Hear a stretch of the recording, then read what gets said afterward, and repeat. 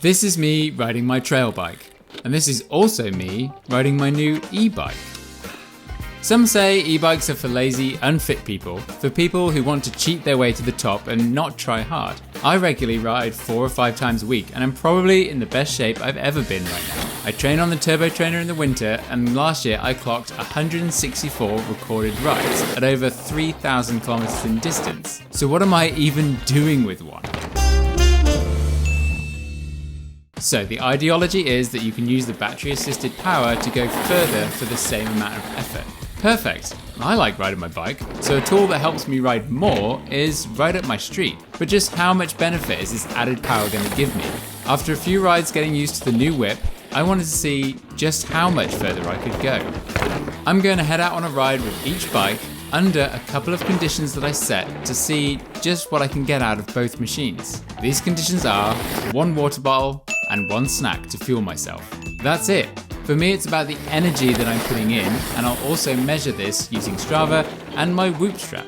The Whoop strap is able to measure my overall effort and put it into a number, and this is going to be the best method that I have at my disposal. Living in Squamish, BC here in Canada, I'm lucky enough to still be able to go mountain biking. Of course, I'll be riding mellow trails at a moderate pace. The route I'm planning is to ride up some blue flow trails and seeing how much distance and elevation I can cover. Squamish is on the steeper side, where you normally ride straight up and come straight back down. Using the fire road, I should be able to keep things consistent, and in no way will I be racing down the trails. I'm just going to keep going until I get tired. So you can see what I'm doing here is pretty scientific.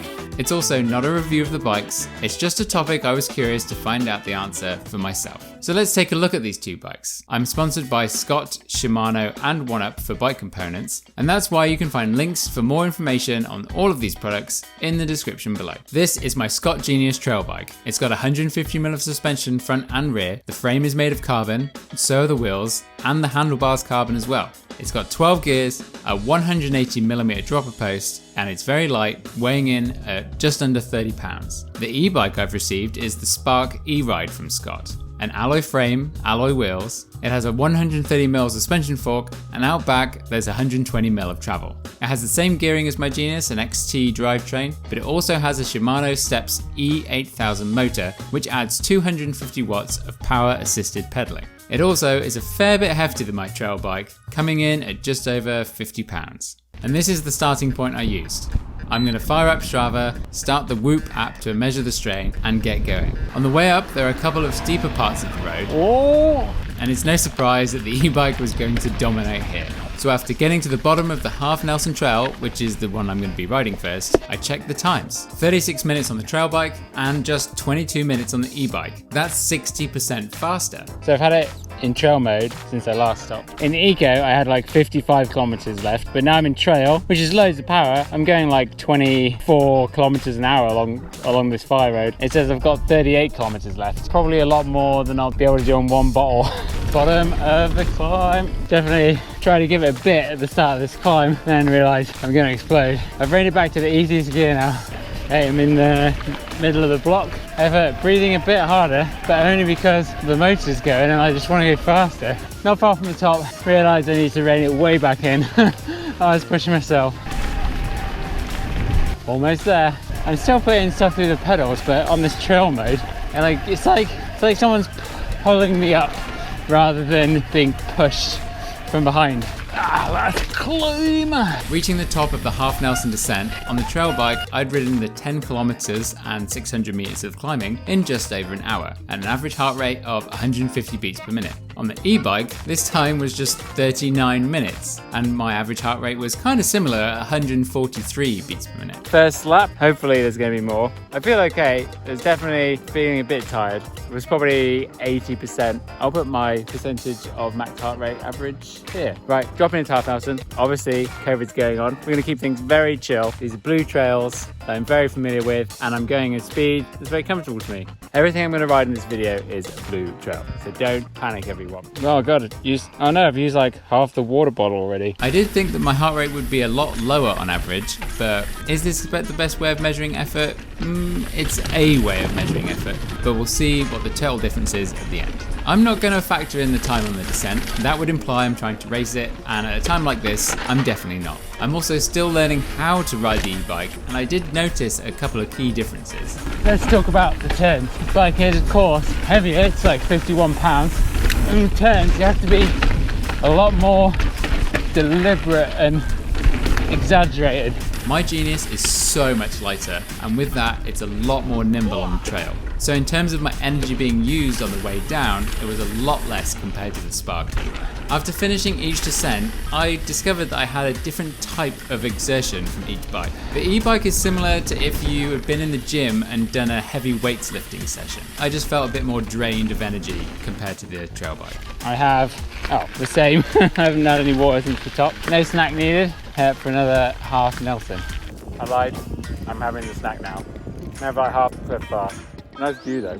Put it in eco mode for a bit because the battery went down another bar. Now I'm on 3 out of 5 and I got scared. Energy level's still pretty good. I think I've used maybe 25% of my water and I haven't touched the Cliff Bar yet. I'm gonna put it out of eco mode back into trail. Definitely feeling it, not gonna lie. But after 16 kilometers and 800 meters of climbing, I really started to get hungry on the trail bike. But I did feel like I was perhaps pushing myself a little bit, as I didn't want the gap to be that much different between myself and the e-bike. Clearly, this is just an ego thing. On the e-bike though, I was cruising. Like on these climbs, it's not that it's incredibly easy and effortless. Like I'm putting in work. I'm just putting in the work for less time overall because the motor's getting me there faster. Top of the trailhead, lap 2. I feel like I'm going to need the snack when I get down to the bottom. Water check. Ooh, maybe 55% left. Battery 3 bars. At the top for lap 2, I was 1 hour and 53 minutes into the ride on the trail bike. My heart rate was still averaging around 145, but the e-bike had made some huge gains, and I'd got up to the top in just 1 hour and 8 minutes. And my average heart rate was still similar, 146 beats per minute. As I rolled down the hill, I recovered on the trail bike, and I was just starting to enjoy how lucky I was to be out riding my bike at this time, focusing on my technique and turns and being mindful of how I was riding. On the e-bike, I was getting more comfortable with the added weight and how purposeful I had to be in corners. I still have a lot of work to do on my technique anyway, but is this added weight gonna help me learn? Who knows, not me. The two bikes are very different in terms of how they descend, and it's kind of cool to experience the same trail but in two different ways. Okay, down at the bottom, and this is where the two rides started to split off. Okay, let's see if we can get up again. Already having some doubts here.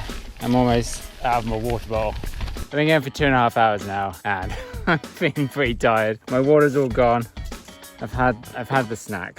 I was really determined to get on that last climb, but I'm pretty tired here.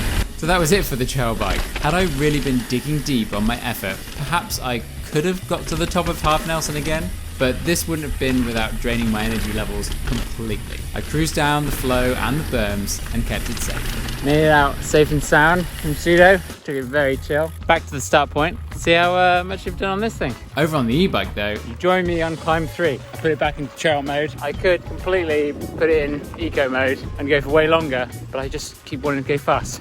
That's all that's happening. so I decided to mix things up. So I was about to go and do my third lap of Half Nelson, but I realised that I should just pop on up to full Nelson. I've got 2 bars of battery. I'm gonna go. The label was a black, but this is for sure a blue trail. But at the end of lap 3, I was kind of put in a tricky situation. 1 battery left. I'm gonna give it a go. I've got enough juice in me. Water bottle, almost dead, but I feel fine. Cliff bar at the end of lap 2 was perfect. Go up again. It's gonna happen. It's so close to dying. 2 kilometers. And I made it to the top. Well, not quite the top, but there is another little entrance just down from the real top of Half Nelson, and that meant that I was able to get a 4th lap in. And with my battery completely drained, I was starting to feel pretty drained. So here we go, the final stats. According to Strava, I hit 31 kilometers with 1100 meters of climbing on the trail bike. On the e-bike, I passed just over 40 kilometers and 1400 meters of climbing in 10 minutes less overall time. So that equates to about 30% more distance covered and vertical gained on the e-bike compared to the trail bike. Was that as significant as you thought it would be? Perhaps it's actually a little bit less of a difference than I'd predicted beforehand, but what about my physical efforts? Looking at the Whoop stats, I burnt about 300 more calories on the pedal bike versus the assisted option, but my heart rates were pretty similar. Now, the main difference here is that the next day after my e-bike ride, I was able to jump on the turbo trainer and do a live stream workout, but after the trail bike day, I didn't really feel that great. I'd probably pushed it a little bit more on reflection. But the point of this video isn't to see if one is better than the other. The purpose was just to try and measure the difference. I like both for different reasons thus far, and my e-bike isn't going to replace my other bikes anytime soon.